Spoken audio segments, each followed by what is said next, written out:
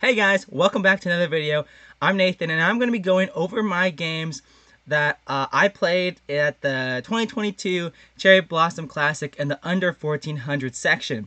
Today is Thursday, June 2nd, so the games aren't as fresh in my mind as I would want them to be. I've been a bit busy, haven't had enough time to record a video going over the games. But let's just hop straight into this. If you're seeing this, that's probably because I shared it with you because I wanted to share with you the cool games. Okay. That being said, this video is only going to go through the first 4 rounds. There was 7. And so I'm going to take you to the games, take you through the journey, I guess. And I'll try not to ramble too much about random things. I'll try to keep it brief because brevity is the soul of wit. Okay, so game number 1, I was playing. I was 1142 heading into this event. So I was the 29th highest rated. So that means I get paired against the higher people, kind of, because I'm at the bottom. I'm the top of the bottom half, if that makes sense. So I'm getting paired against strong players, higher rated players than me, straight off the bat. Okay, so game one is against Zach. So he plays the ready and with C4, and I've been trying to test out E6, B6, bishop B7 openings. I believe it's called the Queen's Indian. So I've been trying to experiment with it, and this is my first tournament where I'm actually playing it. So kind of insane to think about. And we kind of both being Kato, and I really like the move C5. Preventing D4. I really don't want him to go D4. Well, I guess it's okay if he goes D4, but no need to give him that much space. And after we develop a bit. I think here, what I did, I castled. I think that I probably should have gone D5 to it's kind of in line with these kind of openings where you really want to control the E4 square. So I think I probably should have gone D5, and then after a possible trade, I guess he doesn't have to take. Then I control the square pretty well, and he can't go E4 because then we just trade a bunch. He'd lose a pawn. Instead, however, I just castled, and then he played E4, and he has a lot of space in the center. And in this type of position, I was kind of inspired by a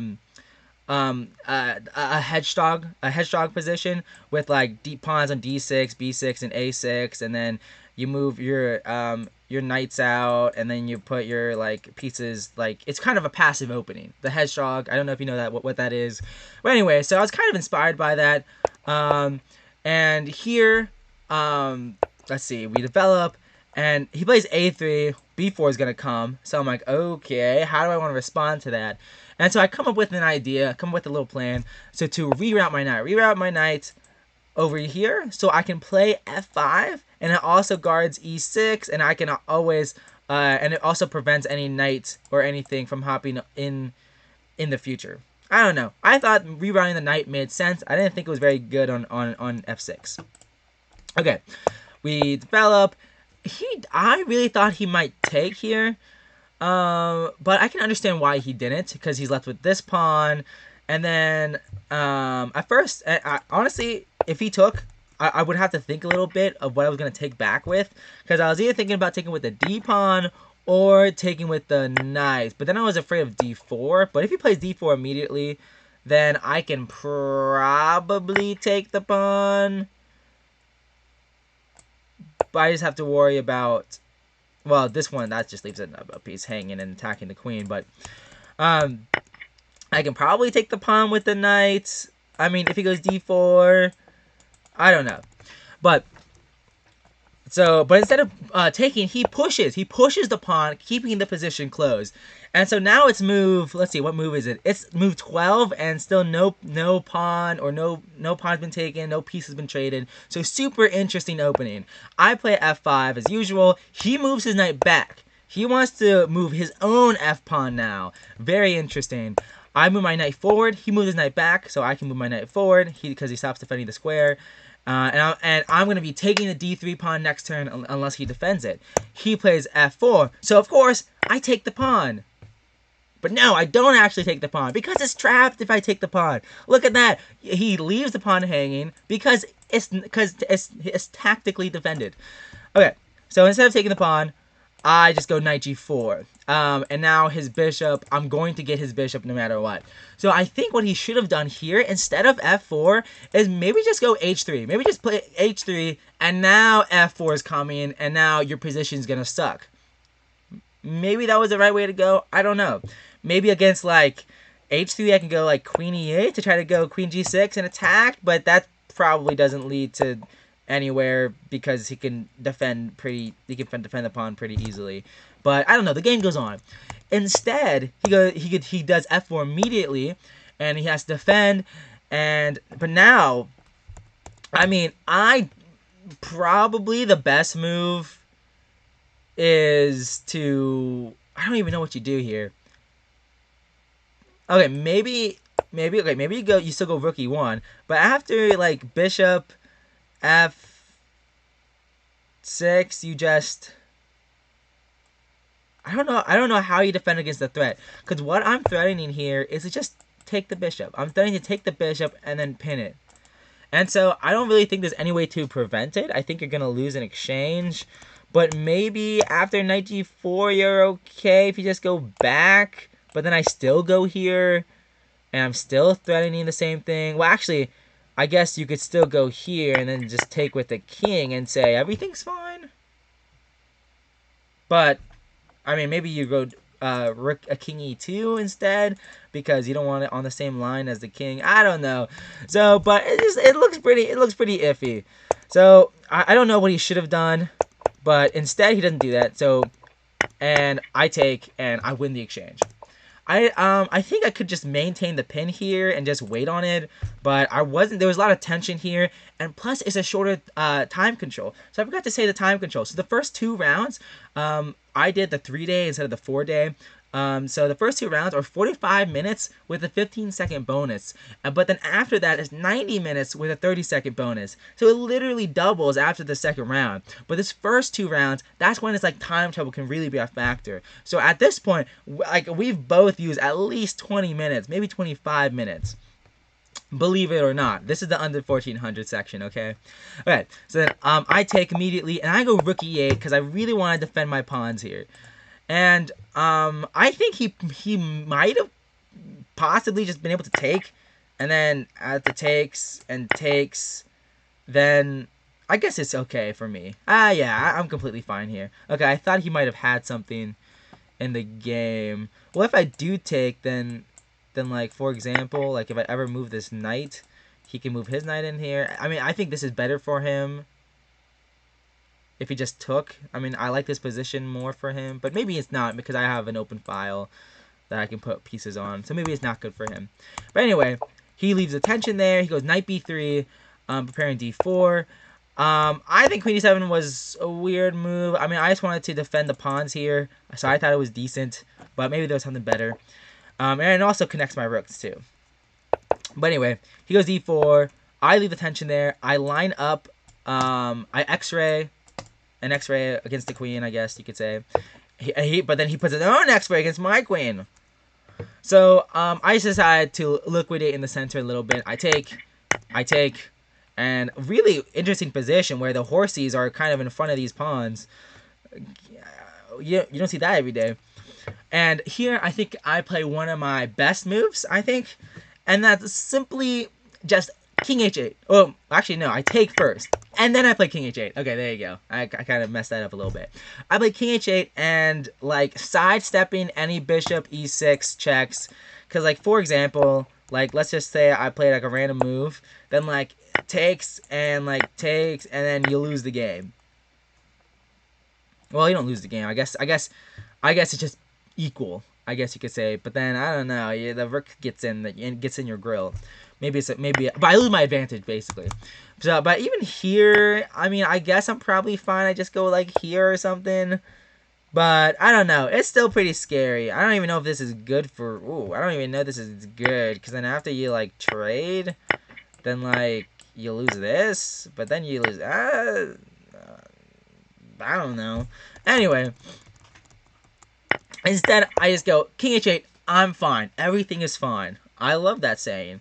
And then he goes A4, and then boom, D5. I thought that was a really cool move because I really want to just open the position up and get my rook into the game. Like his king is weak, but I can't attack his king, so let's open some files up and let's do some business.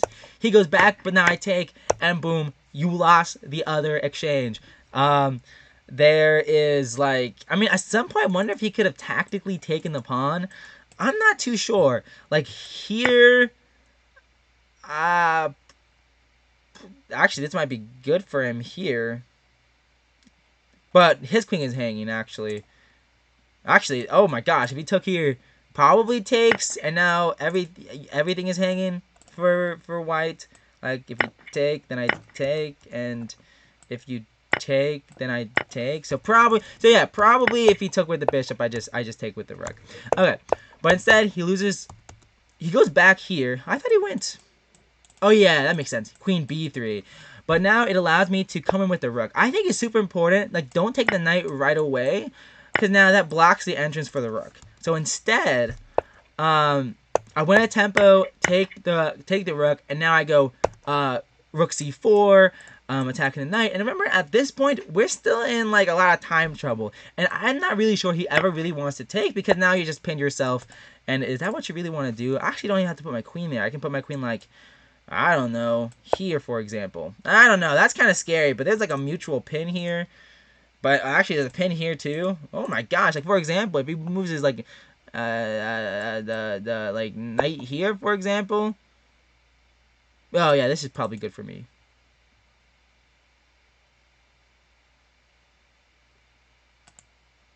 Probably. Anyway. So, he checks here. He could go forward, but that looks super scary. Why would you do this to yourself? Instead, he goes back. And like he has to block with the bishop, and now there's a lot of pressure in the position, almost checkmating. But instead, so he's forced to in a more defensive position, I guess you could say. And he moves his knight. I move my rook. He takes the pawn. I don't know. Taking the pawn, pretty risky stuff, because now my rooks get in. And this looks pretty scary for black. This looks pretty scary for black because, like, my back rank is dying. I mean, and, like, the queen, if the queen could teleport, like, right here, I mean, I just lose the game right here. Like, I lose the game in multiple ways, actually, if the queen could teleport. So, but he moves his queen. Really important to watch out for that A8 square. You gotta watch out. You gotta have that board vision, or else you're gonna blunder checkmate. So I take the bishop, because if he takes with the king, well, you just lost the game. Because then you lose the game. So don't lose the game. Instead, he took with the queen, and now his queen can't go to A8 anymore. And now I'm gonna bring my queen in, and I'm gonna try to checkmate him. Oh, well, probably there. But anyway, he moves his knight back. He thinks he got a fork. Well, at this point, we're both moving super fast. We both got under 10 minutes on the clock. I check. He moves back. I take. And he goes queen e1. Last attempt to try to get the back rank. But I go check and mate. And everything is fine. I won my first game, an upset. Actually, there were a lot of upsets this round. In round one, a lot of the people a lot of the 1300s lost their first round. So, really interesting event already with a lot of upsets. Okay, game two. Game two, I get black again, which is okay. And actually, I'm gonna take a sip of my V8 sparkling energy drink. Takes a lot of energy to talk. Okay. Game two, I play against another 1300. And he plays, what does he play? He plays d4. So I play knight of 6 again. And c4, I'm like, oh boy, it is the Budapest time. e5. And I love playing the Budapest because it's very dynamic and open. Like if he goes into like the main line stuff, like for example, defending the pawn, like this is just a very active position, like very quick development from both sides actually. Okay, instead he does not take, he pushes, and then we still get this like position, d6, and now the whole point of a5 is that now he can't really easily play b4. He can still like play it eventually, and I really want to put my knight on c5. That's kind of a common theme in Budapest positions. Put your knights on c5, and you trade off. You put your bishop. You either trade your bishop or you put your bishop on this diagonal. Anyway, let's not ramble. e4. I also wasn't sure.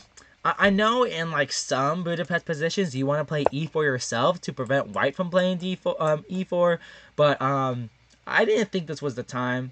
I don't know. It just seemed like kind of iffy, but I can probably do it. Maybe I should have.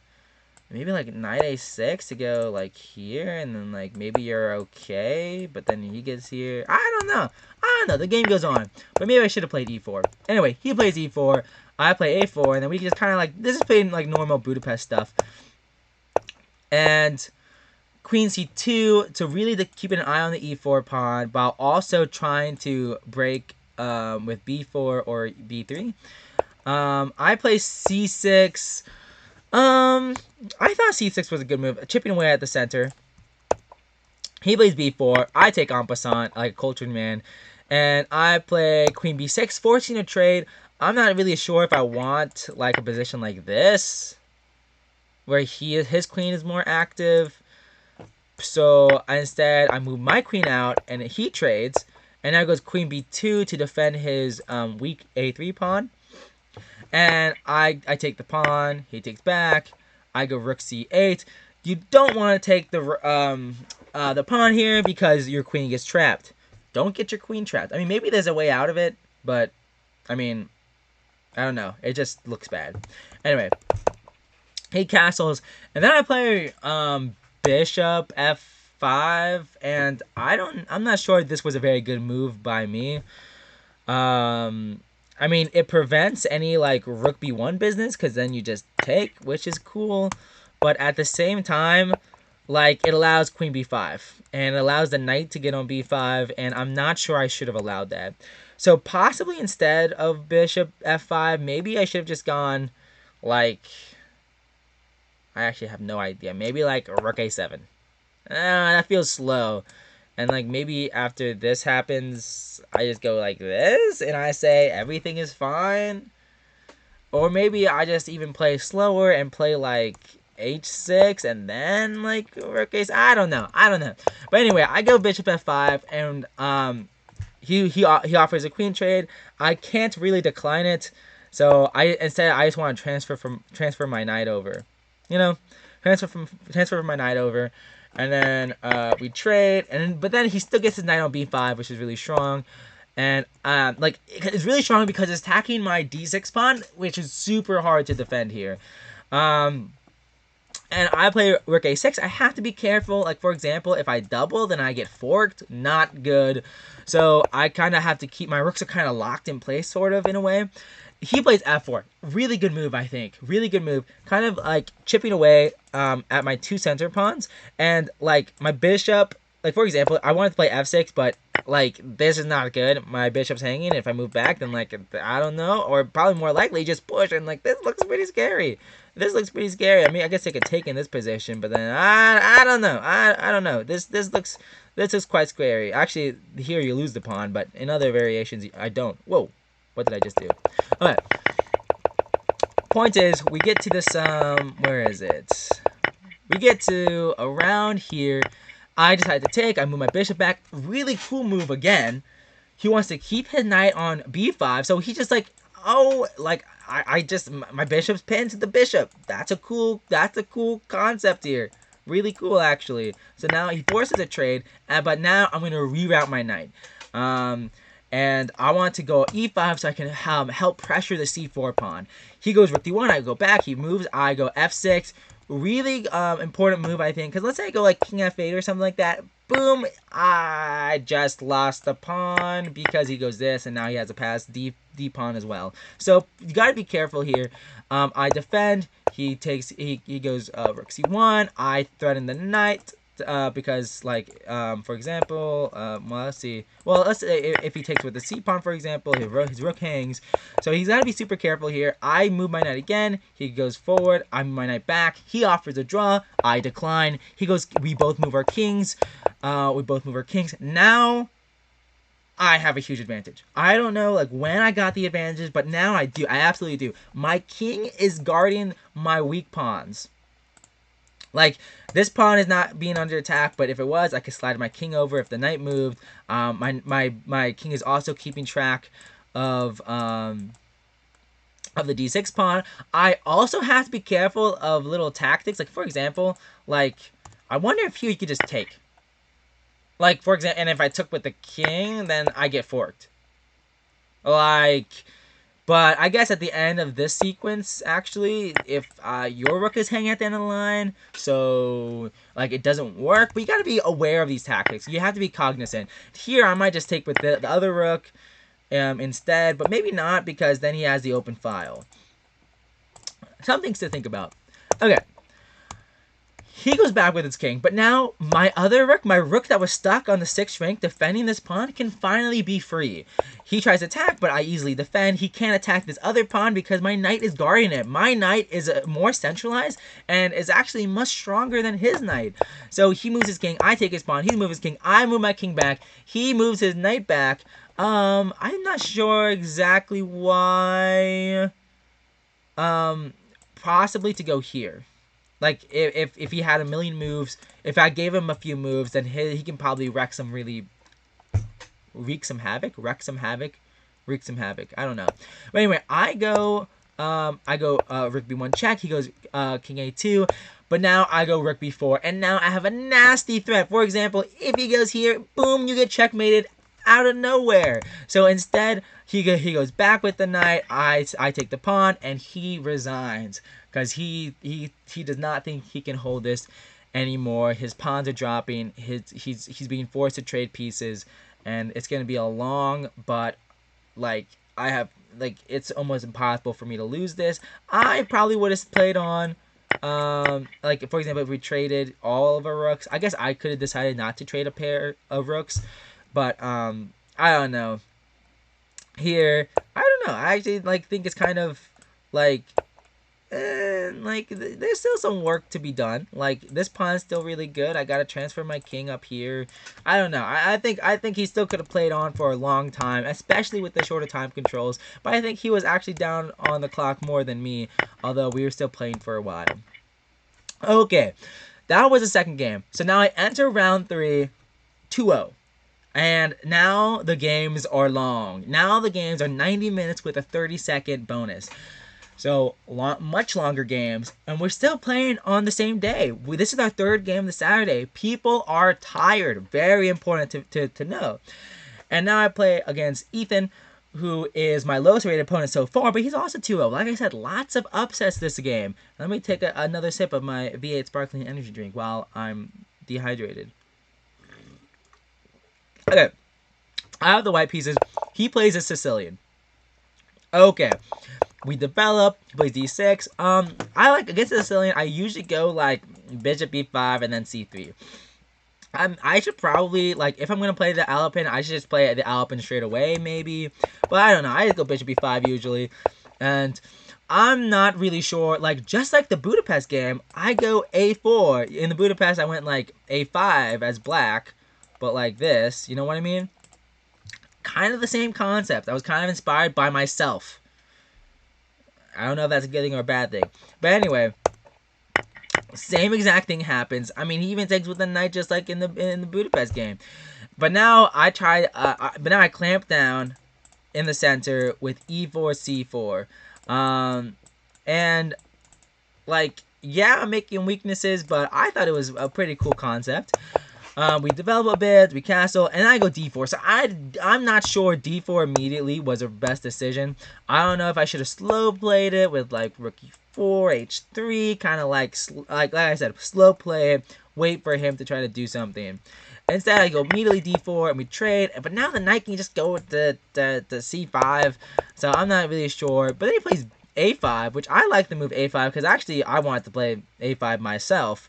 So just like in the Budapest game. So I was like, dang it. But now he weakens that square. But he plays queen b6.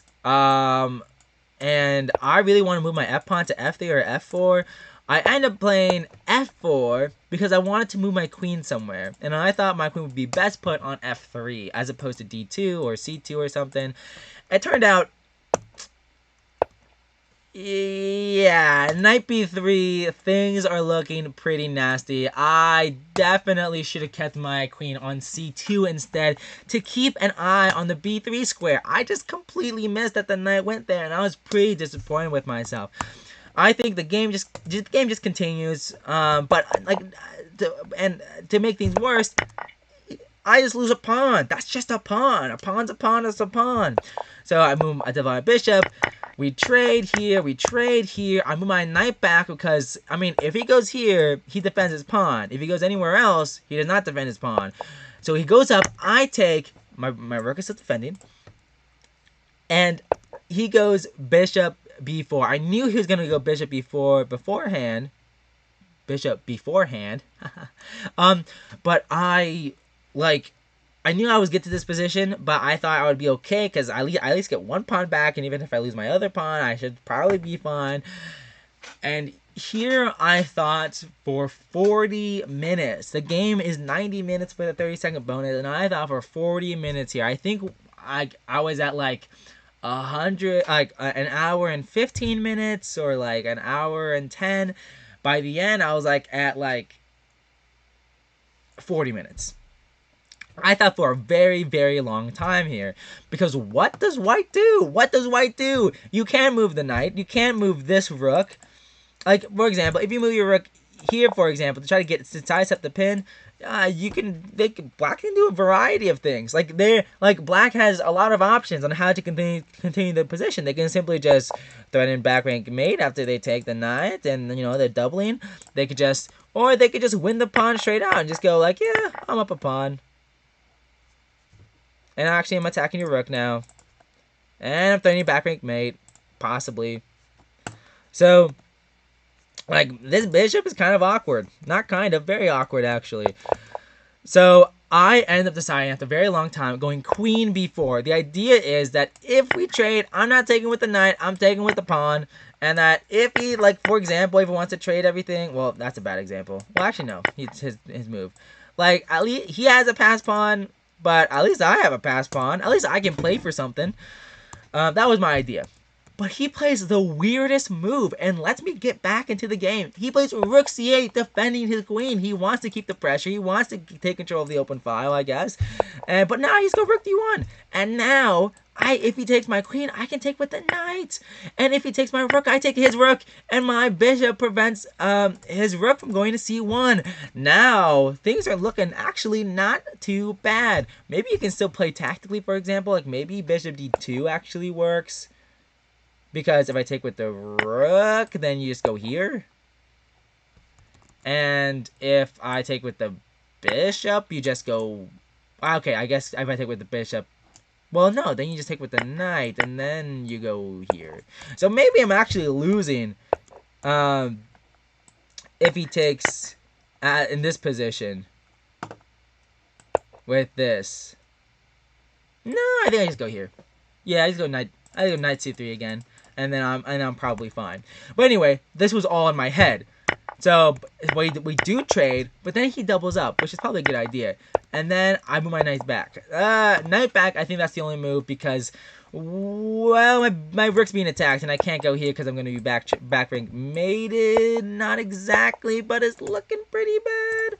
So I move my knight back. He can still, like, take twice. He can still take twice if he wanted to, but I think he didn't like it because this pawn is a weakness, and he wasn't sure he could win this position.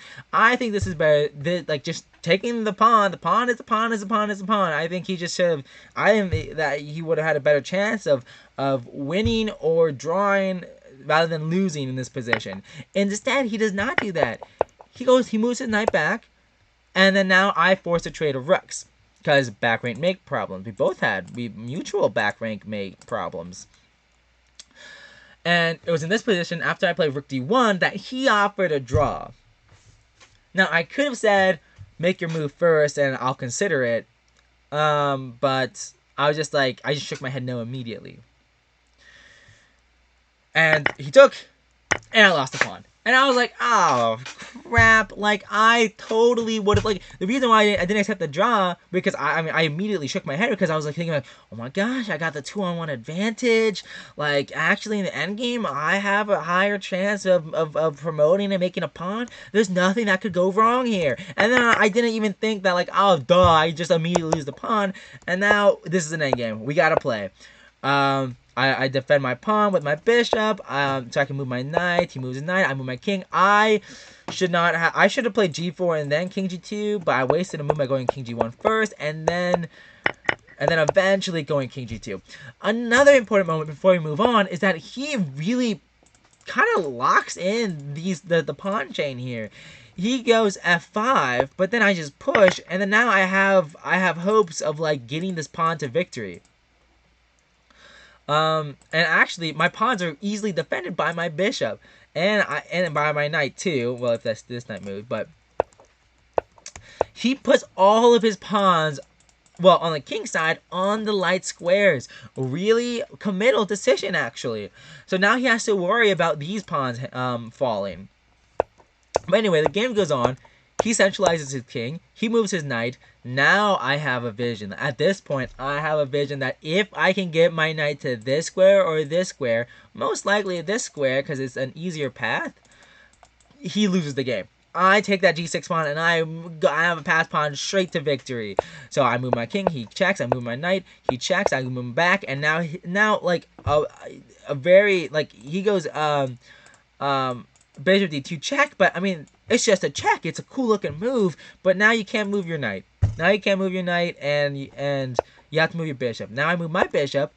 He moves his, but now, boom, my knight gets in. Your pawn is dropping, and it is at this position, like a few moves ago, like probably like around like here, I offered a draw, and he declined. But now, as the game progressed, once he found out the g6 pawn was gonna drop, he offered a draw. So this was a triple draw decline game. We both declined draws.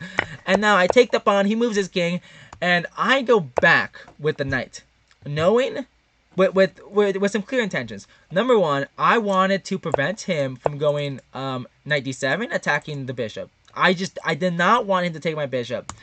Like, for example, let's say, like, I go here, for example, trying to take this pawn. Boom, he can go here. Well, actually, whoa. Well, okay. This is also a good move. Because it also prevents knight d7. But, let's say, for example, I go, like, here for no reason. Well, he's going to go here, and I don't know. It just gets a bit more complicated. He's going to go here. I can go here, but, like, well, it's probably still winning. It's probably still winning, but I thought this was a cool move because after he takes, then I force a trade, and now I just push my pawn to victory, and after a few more moves, he just gets checkmated. Now, because he resigns here because, you know, what? Let me draw arrows. He's gonna get checkmated. Okay, that was game 3. So from that game, I was absolutely terrified. I almost lost that. I was honestly losing. It was not looking good in the middle game there. But now I am 3-0 going into the 4th round. And at this point, it's only like 5-ish people who have a perfect score, despite there being like 48 people. I mean, let's think about the math here. Like 48, 24 after the first round or have a perfect score, then 12, then 6. So I guess like 5 people does make sense. Anyway, so now this takes me to my 4th round and the final one we're going to cover in this video. I'm going to probably record the rounds 5 through 7 like today as well, but I just want to get like I want to cut it up so it's not like a 2-hour long video because I ramble a lot. Okay, 4th round. So interestingly enough, I had double black. Now I have double white. Anyway, I don't know. I thought that was just an interesting fact. Okay, so another 1200 rated person who went 3-0. Like I said, a lot of, like, I was the 29th highest rated person, but a lot of the 300s actually lost their early rounds, but then came back later. A little bit of a spoiler, but, you know, kind of interesting to think about. Okay, 4th round. E4, E5, and we played this Italian type of game, and really like to play the Gokyo Pianissimo with C3 and D3, kind of a more positional approach to the Italian game, if that makes sense. And this was a little kid, like my previous opponents, Zach, adult, really great guy, Charvine, a teenager, really great guy, Ethan, a teenager, really great guy. This is my first kid that I'm actually playing, so he's probably under 11. I don't know, maybe he looks young for his age, but anyway, we play, and pretty normal stuff. Like, this is all, like, pretty normal developing stuff. Like, even this, Queen D7. Queen D7, that's a very interesting signal. He might castle queenside. So you have to be kind of aware of that. Okay, in my castle queenside, do I still want to go h3? Probably I'll be fine if he sacks his bishop. But I move my knight back. He takes, I take, then he goes h5. And I'm like, this is a very, very aggressive approach. Going h6 and then h5, that is not a very useful thing to do. And actually, you can't even put your g-pawn because your knight's hanging. So I had a feeling straight from the start that this attack wouldn't go through. I play bishop b3. I want to get rid of one of his best attacking pieces. We trade. He goes h4. I go h3. If I let him go h3, then I kind of like, it made the whole h6, h5, h4, h3 thing make it look good. So I go h3 myself. He still can't push his g4 pawn. I mean, if he could, then maybe he has something. If he could get his rooks behind and stuff, but he's too slow in this position. He decides to reroute his knight. Very common idea. But now I have enough time to open the position a little bit. He moves a knight, I move my knight, attacking the g7 pawn. Very important. But then after rook g8, I'm like, wait, he just blundered. Because I can just take. And actually, in the game, he played an illegal move. He played knight f5. So then, like, my knight is pinned, but he's in check, so he can't do that. But anyway, he took in the game. Well, we got the tournament director and, like, said it all, like, correctly. We undid the illegal move. Anyway, so I took, he moves rook back, but now I go to a full defensive mode. I'm like, okay, there's an open file here. He can't castle, but I still got to be super wary of these threats. There's this, there's this, there's this. I got to be careful here. I go rook e3. I'm defending this pawn. He goes knight back. I'm like, okay, it's time to go turtle mode. Let's go. Rook, bishop f1. Actually, a very interesting idea. My friend Tim, shout out to Tim, who's playing the under 1100 section, but really cool guy. He actually thought that I don't need to actually go bishop f1. That actually bishop f1 kind of sucks. What if I just take instead? And for example, if he checks, I can just take, because if he takes, then I kill him. Very interesting concept, actually. But I didn't really think about that. I guess I was thinking too defensively. And like here, like after I take, well, actually, I guess after I take, then he can go rook takes g2, and then it gets kind of scary. But he still can't take this pawn because he dies. Or actually, I just take the, or I can take the knight. But well, probably not in that position actually, because if I took the knight, he would take my rook. But with bishop f1, I avoid a lot of complications. And he does take a pawn, but I force his king back, and now we open up, and I win the pawn back. And here, I really think he just should have probably traded queens, and then that's that. But he did not want an endgame. So instead, he allows me to take this open file. I go check, and now defended by the bishop. The bishop on f1 being an absolute monster. Pog. Red-pilled. Red pill's the good one, I think, right? Anyway, an absolute monster. This bishop defending, and attacking basically. And now I double up, and he goes rook g5.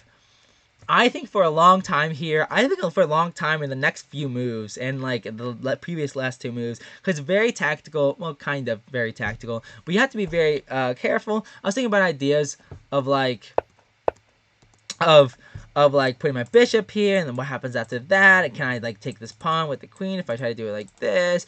I don't know, there's lots of different ideas here, but I can't play, you know, bishop b5 now because the rook still controls that square. Anyway, queen h8. Only move is to put the knight or the queen there.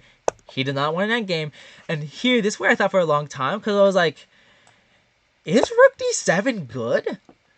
That's what I was trying to figure out.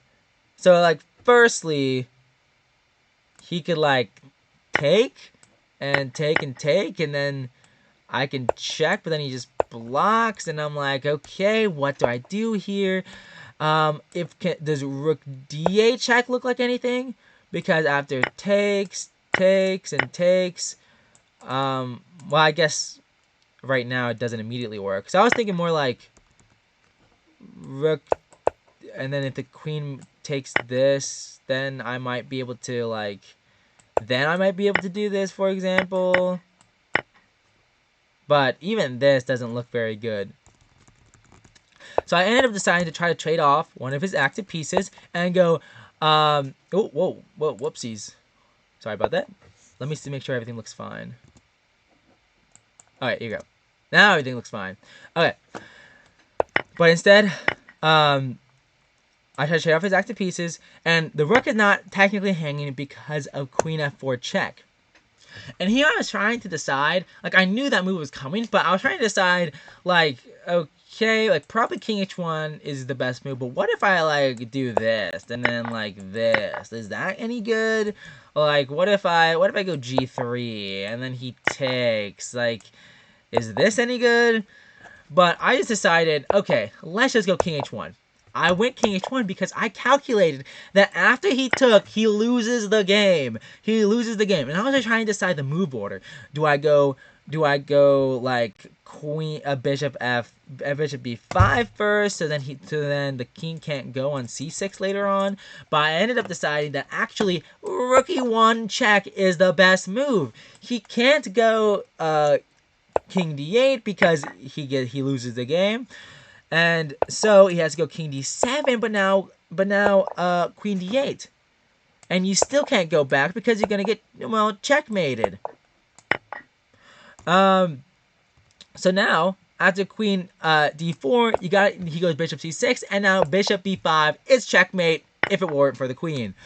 So I calculated this all the way ahead when I played king h1. Kind of cool. I'm not gonna lie, but honestly, it's not that very hard of a checkmate in the first place, but I still felt pretty proud of myself nonetheless. So we played, and from here on, you know, it's all about converting, trading pieces, and yeah, so that was game 4. And so after the 4th round, I'm 4-0, and now there's only 2 people who are undefeated. Me and another man named Zoran. I guess not I mean, he's a boy. He's a kid. But he's the only one undefeated. Kind of crazy to think about. And Zoran is like 1,200 as well. Like I said, a lot of upsets. So, I entered the tournament. I mean, I want to do well. I ended up going 4-0. Kind of in round 3. Probably shouldn't have won that game. The other ones, though, really cool, really exciting. Each one, I'm like one of the last people to finish. So, really cool to see. Okay, so the video is already 43 minutes long, so I'll end it here. But stay tuned for the next one. Super exciting stuff. Thank you for watching.